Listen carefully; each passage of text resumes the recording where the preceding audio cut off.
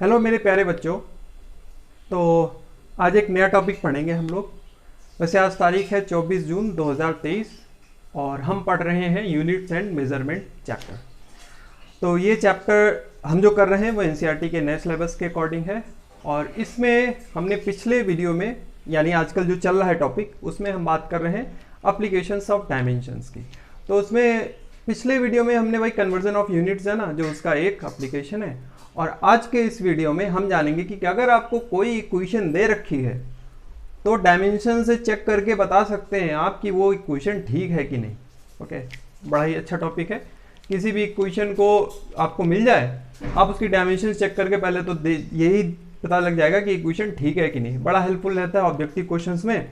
कई बार इस तरीके के टॉपिक आपके सामने आते हैं। ऑब्जेक्टिव अगर आपके सामने कोई क्वेश्चन आता है, फॉर्मूला पूछा जाता है किसी इक्वेशन का, डायमेंशन चेक करके देख लो, या कोई इक्वेशन पूछी गई है कि कौन सी ठीक है इनमें से, तो उनकी डायमेंशन से हमें पता चल जाता है कि कौन सी इक्वेशन ठीक है कम से कम। इससे दो तो ऑप्शन इनकरेक्ट हो ही जाते हैं कई बार, पर कई बार नहीं भी होते, ये डिपेंड करता है। ठीक है, पर ये भी एक मेथड है किसी इक्वेशन को ठीक ठीक पता करने का कि डायमेंशनली करेक्ट है कि नहीं।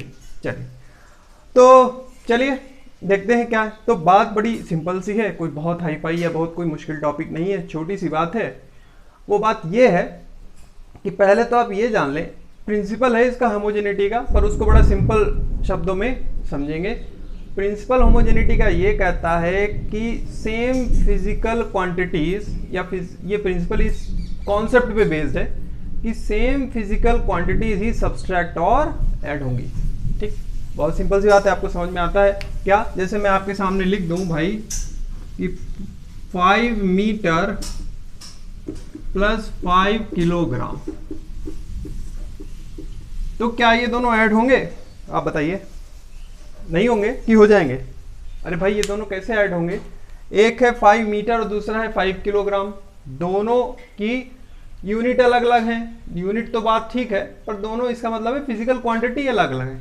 एक है लेंथ और दूसरी है मास, दोनों ऐड नहीं होंगे। ठीक है, तो ये, या और कोई ले लो, जैसे मान लो अगली ले लो, 5 मान लो मीटर, हर पर 5 प्लेयर है, प्लस 3 सेकेंड। तो एक टाइम का एक लेंथ का, ये दोनों भी ऐड, इनका पॉसिबिलिटी नहीं है। ये दोनों कैसे ऐड करेंगे आप? ठीक, तो यही बात है कि कोई इक्वेशंस में अगर आपको कई सारे टर्म है किसी इक्वेशन में, तो उनकी इंडिविजुअल ईच और सारे टर्म्स की जो डायमेंशंस होगी वो सेम होनी चाहिए। जो लेफ्ट हैंड साइड में होगी वही राइट हैंड साइड में होगी। हर एक टर्म की डायमेंशंस ठीक होंगी, तभी वो इक्वेशन वैलिड है, क्योंकि तभी उसमें आप उसको सब्सट्रैक्ट या ऐड कर सकते हैं। ये सारी इनवैलिड इक्वेशंस है। ठीक, वैलिड कौन सी होगी? यहाँ पे हो 6 सेकेंड, यहाँ पे हो 2 सेकेंड, और यहाँ पे लिख दो आप t।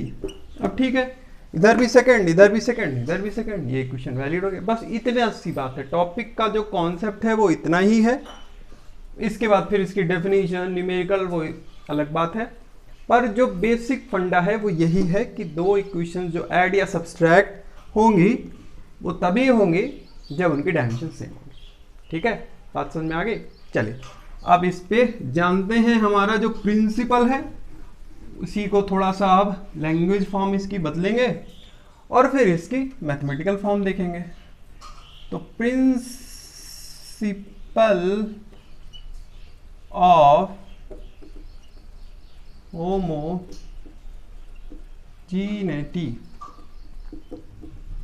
चलिए होमोजेनिटी प्रिंसिपल क्या है? तो सीधा सीधा प्रिंसिपल है होमोजेनिटी की। प्रिंसिपल कहती है ए फिजिकल इक्वेशन, कोई भी फिजिकल इक्वेशन ले लो, ठीक है, ए physical equation, A physical equation is dimensionally correct if a physical equation will be dimensionally correct if the dimensions of each term if the dimensions of each term occurring in a equation are each terms occurring in a equation are same। ठीक है, ये हमारा principal है homogeneity का। फिर से बता दूं, a physical equation will be dimensionally correct if the dimensions of each term occurring in equation are same. ठीक है, ईच टर्म, सारे के सारे जो टर्म्स हैं उनकी जो डायमेंशंस है वो क्या होनी चाहिए, सेम होनी चाहिए। ठीक, तो ये इसका प्रिंसिपल है। अब इसी प्रिंसिपल को लगा के हम जरा कुछ एक न्यूमेरिकल करेंगे। ठीक, तो इसका एक इक्वेशन एक जरा चेक करते हैं। मान लीजिए एक सिंपल सा एक एग्जांपल लेते हैं, यही कर लेते हैं, प्रिंसिपल सामने रहेगा। ठीक है, तो पहला पॉइंट जरा देखिए,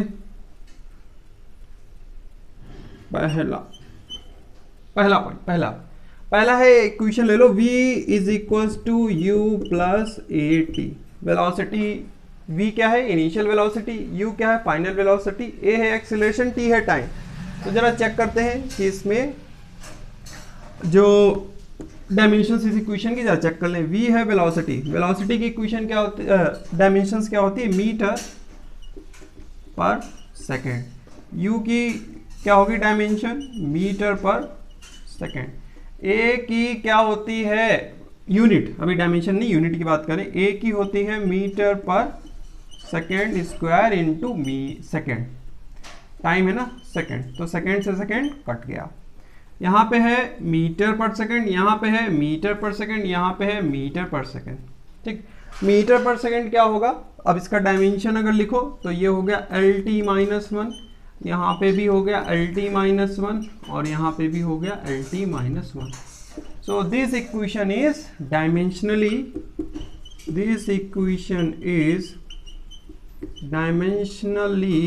correct। ठीक है, ये इक्वेशन कैसी है, ये इक्वेशन डायमेंशनली करेक्ट है। ठीक है, तो ये इस पे एक एग्जांपल किया, बहुत सिंपल सा है, v is equals to u plus a t. चलिए अगला इस पे एक और करते हैं।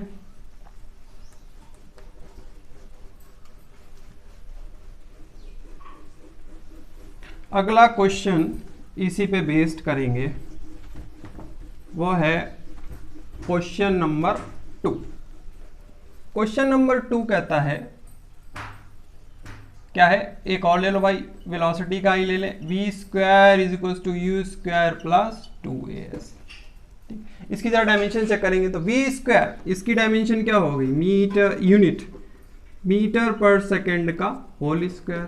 बेटा u स्क्वायर की यूनिट क्या होगी, मीटर पर सेकेंड का होल स्क्वायर, प्लस तो बाद में देखेंगे, ये इसकी क्या होगी, इस वाले टर्म की 2 इंटू ए क्या है, एक्सीलरेशन, एक्सीलरेशन की यूनिट मीटर पर सेकेंड स्क्वायर इंटू डिस्टेंस यानी मीटर। ठीक, तो यहाँ पे क्या बना, मीटर स्क्वायर पर सेकेंड स्क्वायर, यहाँ क्या बना, मीटर स्क्वायर पर सेकेंड स्क्वायर, यहाँ क्या बना, मीटर स्क्वायर पर सेकेंड स्क्वायर। तो ओवरऑल हमारी यूनिट डायमेंशन क्या होगी अब इसकी, L2t माइनस 2, यहाँ पे क्या होगी L2t माइनस 2 और यहाँ पे क्या होगी L2t माइनस 2। तो हर जगह डायमेंशन करेक्ट है। This equation is also dimensionally correct, this equation is also dimensionally correct.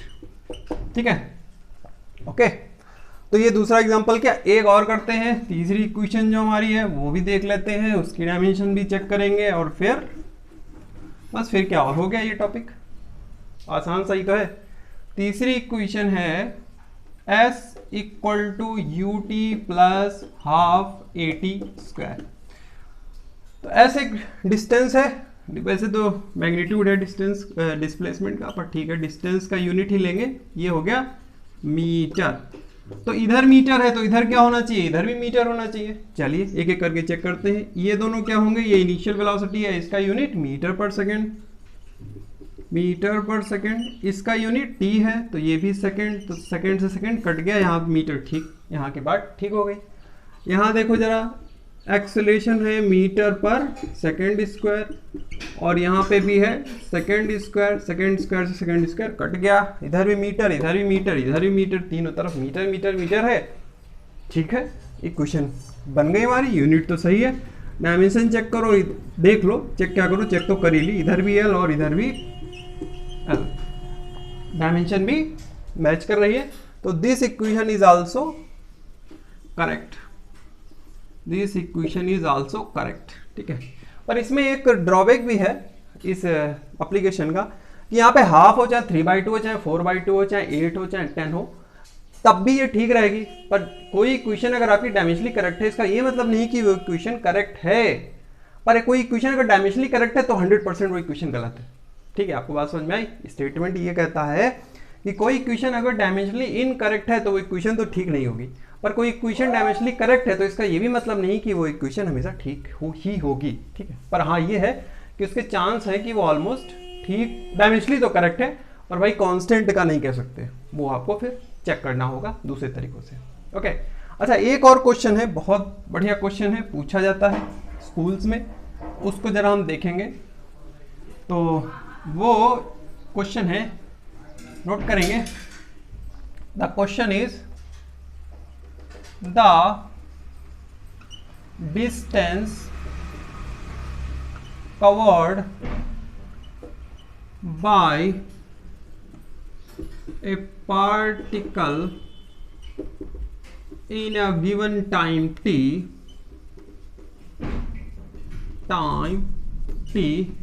then find the t। पहले t देख लेते हैं कितना उसने डिस्टेंस कवर की, x equal to a plus b t plus c t square, then find the units of a comma b comma c. A b और c तीनों की यूनिट निकालनी है हमें। ठीक है, तो जरा देखिए कैसे निकालेंगे भाई। तो इसमें x क्या है, हमारा डिस्टेंस है, तो डिस्टेंस का यूनिट क्या होगा, डिस्टेंस का यूनिट होगा लेंथ। ठीक है, और इन तीनों टर्म की भी इंडिविजुअल जो यूनिट होगी वो क्या होगी, वो डिस्टेंस होनी चाहिए, तभी ये इक्वेशन डायमेंशनली करेक्ट होगी। तो इसको सॉल्व करते हैं। सॉल्यूशन, x जो है उसका यूनिट क्या है, लेंथ। चलिए यहाँ लिखें x और इसका लेंथ यूनिट यानी मीटर इक्वल टू a, तो इसका यूनिट क्या होना चाहिए, इसका यूनिट भी मीटर होना चाहिए। तो आपसे आपको आइडिया मिल गया। प्लस इस bt पूरे का क्या होना चाहिए, प्रिंसिपल ऑफ होमोजेनिटी के अकॉर्डिंग इस पूरे का भी यूनिट मीटर होना चाहिए। प्लस सी टी स्क्वायर, इस पूरे का भी यूनिट मीटर ही होना चाहिए। ठीक है, यानी इसका डायमेंशन अगर L है तो इसका डायमेंशन भी L होगा, इसका भी डायमेंशन L होगा और इसका भी डायमेंशन L होगा। ओके, ये बात होगी तभी हम इन तीनों की डायमेंशन निकाल पाएंगे। चलिए, तो अब तो क्वेश्चन समझ में आ गया, आप इसको फटाक से निकाल लो। तो A की डायमेंशन में मिल गई, A की यूनिट है मीटर और यहां से इसकी जो डायमेंशन मिली वो L। अगला BT है बेटा सेकेंड इक्वल टू मीटर, तो B का यूनिट मिला मीटर पर सेकेंड, तो इसका डायमेंशन हो गया LT-1। ठीक, अगला ये होगा C into metre square equal to metre नहीं second square, C into T है ना, second square equal to metre, तो C क्या आ गया, मीटर पर सेकेंड स्क्वायर यानी LT-2। ठीक है, तो A और B C की तीनों की यूनिट निकाली, A की होगी मीटर, B की होगी मीटर पर सेकेंड और C की होगी मीटर पर सेकेंड स्क्वायर, तभी ये डायमेंशनली करेक्ट होगा। ओके, तो ये था आज का वीडियो लेक्चर जिसमें हमने ब्रीफली डिस्कस किया इसकी एक और एप्लीकेशन, जिसमें हमने ये जाना कि कोई भी फिजिकल इक्वेशन जो कंसिस्टेंट होगी, डायमेंशनली करेक्ट होगी, वो तभी होगी जब उनके सारे टर्म्स की डायमेंशंस मैच करेंगी, सेम होंगी, तभी वो इक्वेशन डायमेंशनली करेक्ट होगी। तो आज के लेक्चर में इतना ही रखेंगे।